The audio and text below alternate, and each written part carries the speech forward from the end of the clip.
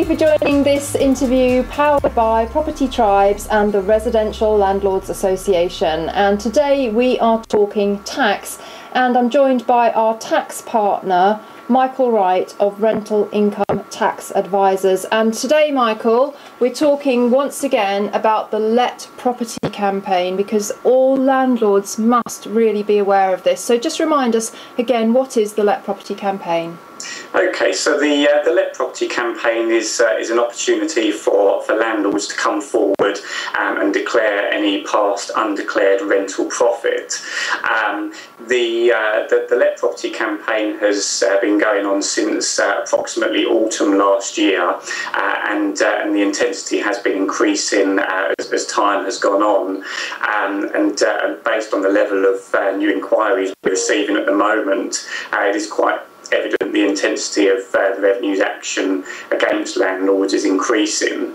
From what we can gather, although a large number of letters have already been sent, a huge number of further letters have been drafted, pending delivery, of course. It is our understanding that they have the information relating to landlords not declaring their rental profits, and it's simply a case of staggering the send out over a longer period of time, mainly to cope with the sheer number of cases, really. And we've recently had some landlords actually named and shamed by HMRC, and that's really sending out a message that they've really got their teeth into this, haven't they? Yes, indeed, yes. A number of landlords have been named and shamed on the revenue website.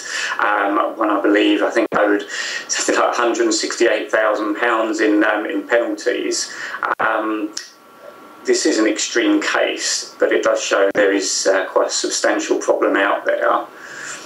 I think also landlords must understand that they can't stay off the radar. We know that HMRC are looking at the land registry, they're looking at social media streams to see what people are posting about.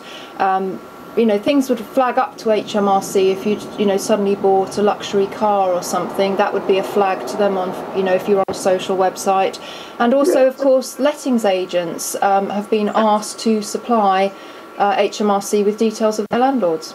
Yes, well, we have even. I shall blank out the name, but yes, I mean, as a typical example, the letting agents here have actually charged the landlords for supplying that information to the Revenue and Customs, and it does show that they are going to use all means possible to recover that information. So what we want to really get across today is that if you are not declaring your rental income as a sort of self-employed liability, that you must be proactive in dealing with this problem. It's not something that you can stick your head in the sand about. So Michael, what's your advice to anybody that feels that their tax affairs aren't up to date? Yeah, I think at this stage the important thing is really coming forward as soon as possible. As at the moment, bringing out another exhibit, these are the letters that are being sent out at the moment with the reference AI at the top, and these are the letters that are going out really between now and the next year or so, and these are to inform the landlords that they know they've been receiving rental income. If you can get in before you receive that letter, then your penalties will be more favourable. At the moment, if you receive one of those letters, you have essentially a choice between two penalties of 20% and 35%. The earlier one being if it's not deliberate, and the higher penalty if you have been deliberately withholding information. But you can be in a slightly better position penalty-wise if you can come forward before receiving one of those AI penalty letters. Whilst we're on the subject of letters, it might be useful just to go through the process. that once you've received that first letter, you do have 30 days in which to respond to the Revenue and Customs. One way of doing that is by filling in the notification form, which is referred to as the DO1 form. Once you've done that, you would receive one of these letters. The letter on there has the various reference numbers, one to quote when you send your final disclosure, one to quote when you make your payment. The date of this letter is important, as 3 months from that date you must supply them with the final information.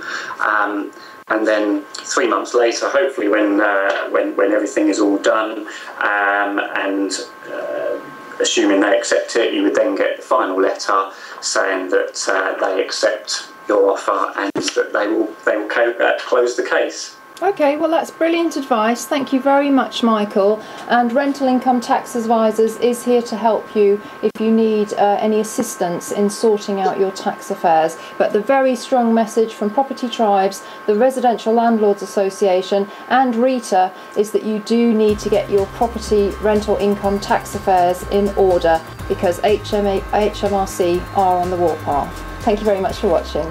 Thank you.